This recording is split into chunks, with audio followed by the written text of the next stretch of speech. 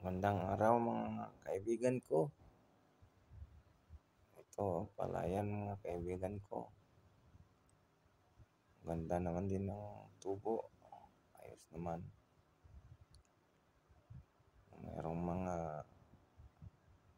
kinainan ng konting daga. Normal lang yan. Hindi naman natin ma-perfect. Okay lang yan.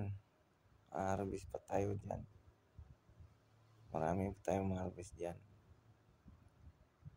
Kunti lang yung kinakainan ng daga. Problema yan. Importante, lumaki sila.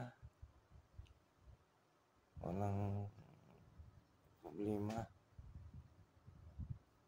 Kasi lumaki sila eh. Harvest pa rin tayo dyan. Marami. Maganda rin ang view dito sa amin.